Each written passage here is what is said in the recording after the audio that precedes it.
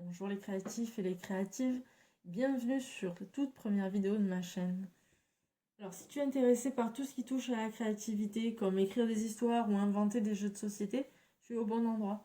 Ou plus largement, si tu aimes lire des histoires ou jouer à des jeux de société, tu es aussi au bon endroit et j'espère que tu pourras un jour lire ou jouer à mes histoires et mes jeux. De mon côté, j'apprends toujours.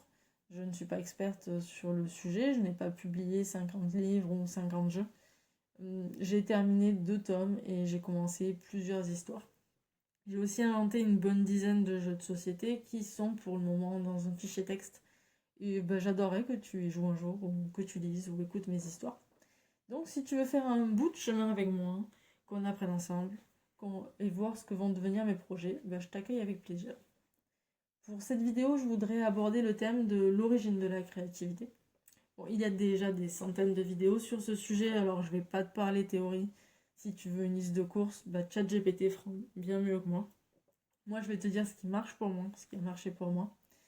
Donc on commence par le premier, c'est l'ennui. Alors l'ennui, c'est souvent cité, on ne s'ennuie plus. On sort notre téléphone à la moindre minute d'ennui, par exemple si on attend le bus, etc. Ou chez le médecin. Et je fais pas exception pour ma part. Par contre, pour moi, l'ennui seul ne va pas forcément fonctionner.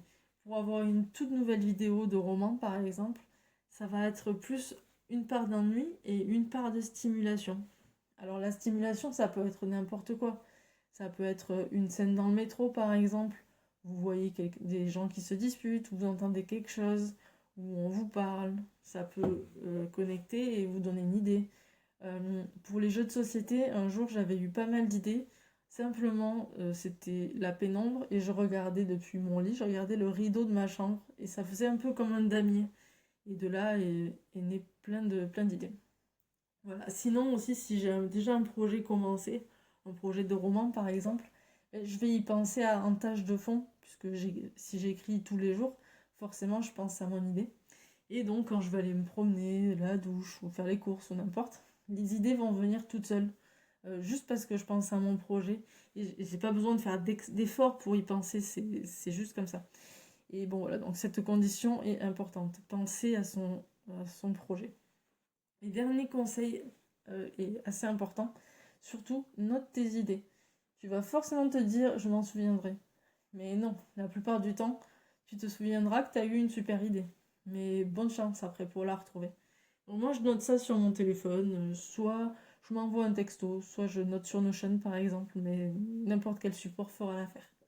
Et tu vas pas réutiliser toutes tes idées, hein, mais c'est pas grave. Tu notes, tu penses à ton projet, et tu auras d'autres idées comme ça. C'est pas rare que moi que j'en note plusieurs à la suite, dès que j'en ai une, j'en ai d'autres derrière. Donc voilà, je voulais te faire cette première vidéo, et si tu es intéressé par le sujet, ou si tu veux me soutenir, tu peux t'abonner à ma chaîne. Salut!